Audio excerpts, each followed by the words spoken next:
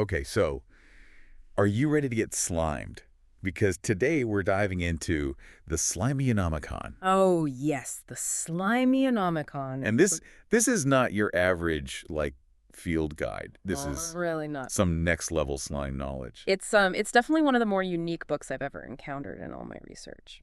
Yeah, and you can kind of tell just from, like, the author list. Yes, This right. is- I mean, yeah, you got to wonder about a book that lists Maladrex the Twisted Witch, a sassy magic mirror, and a grumpy ancient tome as its co-authors. That's a team. Talk about a collaborative effort. Right. That's a team. But when you think about it, you need that kind of combined expertise to really tackle a subject like the world of slimes. Exactly. Yeah. So for those who maybe haven't had the pleasure, what is the Slimeonomicon? Like, what's its whole deal? So it's a guide, but it's not just a simple field guide to identifying different slime types. It's really more about Maladrex's attempt to understand slimes on a deeper level, their behavior, their role in magic, and, how to survive an encounter, which I think is very important. Yeah, that's important. Tactical. Speaking of surviving, I think that's probably what most people listening are really here for. It's like, how do I not get slimed to death? Right.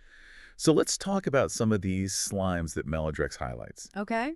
And since we're talking about survival, let's start with a slime that will literally trick you into becoming its next meal. You're talking about the mimic slime, I presume? Yeah. Page 7 of our Slimeonomicon has a very chilling entry all about these creatures and their preferred hunting ground, dungeons. Oh, so this is like a whole other level Yeah. to those like old adventurer tales. It's got mimics. I always thought that was fantasy, but... Well, the Slimeonomicon would suggest that perhaps there's more truth to those tales than we might think. Okay, so like I'm in a dungeon, it's dark and dingy, and I see, You see a treasure chest. of course, a treasure chest. Untouched, gleaming in the dim light, just waiting for you. It's a trap, isn't it? It could be a very patient, very hungry slime. So they just disguise themselves as treasure chests. They are masters of disguise. Wow. Not just the appearance, but they can even mimic the weight, the texture, the temperature of an object to make it indistinguishable from the real deal. So you'd think you're pulling on something heavy and it's slime. Exactly. And then what? Well, the Slimeonomicon uses the phrase corrosive embrace, Oh, no. and it doesn't sound pleasant.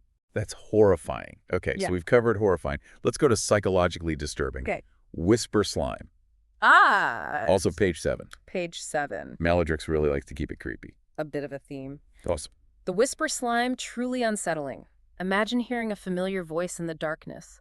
Maybe a loved one calling out to you. See, that's already, I don't even need to know more. Right. That's already terrifying to me. It plays on our emotions, our connections to others. But how? Well, the Slimeonomicon is a little vague on the specifics, but it seems that they can record and perfectly replicate sound vibrations, even complex ones, like human speech. So hold on, if we're combining like our slime knowledge here, Yeah.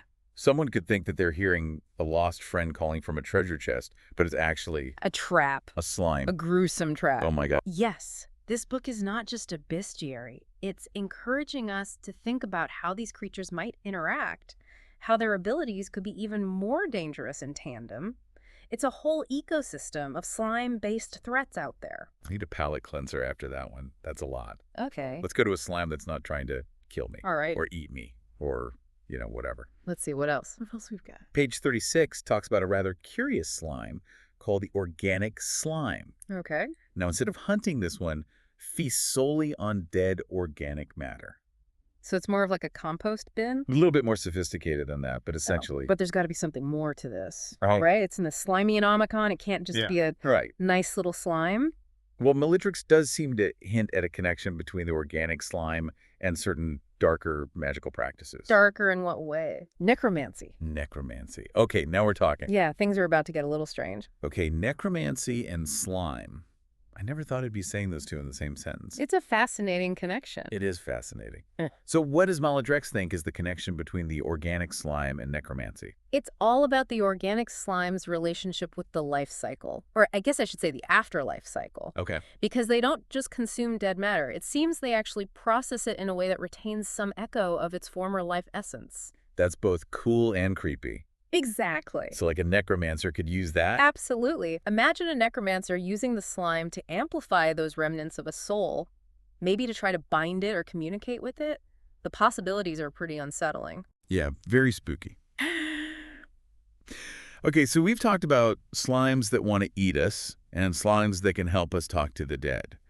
What other mysteries Oh, there are so many. is the Slimeonomicon hold? So many. Give me one. Okay, well, let's talk about the senses. Okay. The Slimeonomicon has an entire chapter dedicated to slime senses Slime senses. because their experience of the world can be radically different from our own. Yeah, I've heard about that. It's like they don't see or hear the way we do. It's more like they feel vibration. Exactly. Or they sense emotions. Emotions. Oh, yeah. Okay, that's a little freaky. Think about the pollen slime. Okay. Described as having a form of blind sight, it can navigate its environment perfectly, even though it doesn't have traditional eyes. It uses this network of sensory nodes all over its surface, so it's feeling changes in air pressure, temperature, even the subtle shifts in a creature's emotional state. So it's like they have a sixth sense. Precisely. Yeah. And that's just one example. There are slimes that can detect magnetic fields, others that navigate using echolocation. Yeah. It's really quite remarkable. That is really remarkable. Oh, yeah. So they have weird senses. How about reproduction? What's going on there? Slime reproduction? This is weird.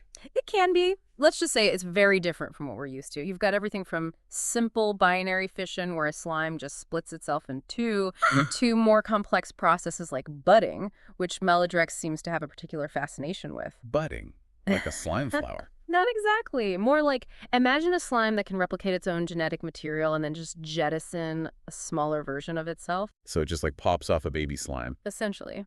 And those baby slimes are then ready to grow and explore. And some slimes can even influence the traits of their buds, tailoring them for specific environments or tasks. That's wild. It's like evolution on fast forward. Exactly. And then there's the question of slime intelligence. Oh, boy. Which, as you can imagine, is a hotly debated topic. I bet. Because some of them seem pretty simple. Right. Just like blobs of goo. Right. Some are purely instinctual, but others seem to show a level of awareness that's hard to ignore. Remember Maladrex's vision of those slime elders? Oh, yeah. Get those weird slime cloaks. Exactly. Those gooey garments of the Goulash Grotto. What a name. I know, right? But it's not just about fashion. It's a sign of something more, a sign of their social structure. So we're not just talking about mindless goo here. We're talking about a slime society.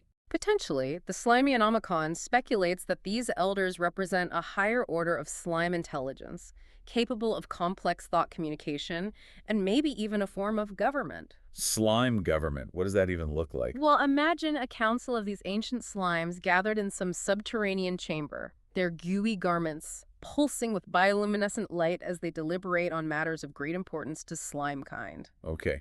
I wasn't expecting slime parliament today, but I'm here for it. Okay. So they have clothes. What else do we know about slime fashion? Picture this, a tapestry woven not from thread, but from strands of living slime, each pulsing with its own luminescence. Okay, that sounds kind of amazing. Melodrix describes them as surprisingly beautiful, with intricate patterns that shift and change as the slime moves. So it's like living art. Exactly, and we've only scratched the surface of what's out there. The Slimeonomicon hints at entire ecosystems hidden beneath our feet, filled with creatures and cultures we can barely imagine. A hidden world of slime right under our noses. It's a lot to think about. It is, and it makes you wonder if they're hiding something even bigger from us. Bigger than a slime society with glowing clothes. Perhaps a civilization hidden in plain sight. Okay, now you're blowing my mind. Uh-huh. A hidden slime civilization. Tell me more. Hold on, that's a story for part 3. We wouldn't want to spoil all the fun just yet, would we? A hidden slime civilization. Yeah. Okay, you got to give me more. I need to know. Well, Melodrix admits that it's more of a theory than anything concrete. Okay. But it's clear that she believes slimes are capable of so much more than we give them credit for. I mean, she did dedicate years of her life to writing this book. That's true. To really delving into their secrets. So what kind of evidence is she basing this on? So one example she gives is this bioluminescent slime found deep in a cave system. Okay. And it's not so much the slime itself that's strange, but the way it's arranged. What do you mean arranged? These slimes, they form these patterns on the cave walls. Patterns? Like what kind of pattern? Imagine like a language with these repeating motifs and variations that suggest an actual system of meaning. You mean they're like writing on the walls with their slime? It's possible Melodrix thinks they might be able to manipulate their bioluminescence like living ink. Or maybe they're influencing each other's movements to create these patterns as a collective. That is wild. Okay. So we've got slime artists. Potentially. Slime politicians. Right. What's next? Are we going to find slime professors? Well, that's the thing about the Slimeonomicon. It leaves you with more questions than answers. True. It really makes you think about all the things we might be missing just because we don't experience the world the way slimes do. Yeah, it's like we're looking at this whole other world, but we can only see like a tiny fraction of what's really going on. Exactly. Yeah. We're limited by our own senses, our own understanding of how life evolves and interacts. So you're saying there could be this whole slime civilization out there, Maybe even more than one. and they're just watching us. Observing us, studying us. Yeah. Who knows what their intentions might be? Okay, now I'm a little scared, Just a little. but also very intrigued. As you should be. Well, this has been an amazing look at the Slimeonomicon. Thank you so much for guiding us through this very strange, very fascinating book. It's been my pleasure. And for our listeners, if you're ready to have your mind truly slimed, I highly recommend checking out the Slimeonomicon for yourselves. Just be careful opening it. Some of those pages might still be a little bit sticky. That's all the time we have for today, but join us next time when we'll be diving into a whole new world of weird and wonderful creatures. Yeah. Until then, happy exploring.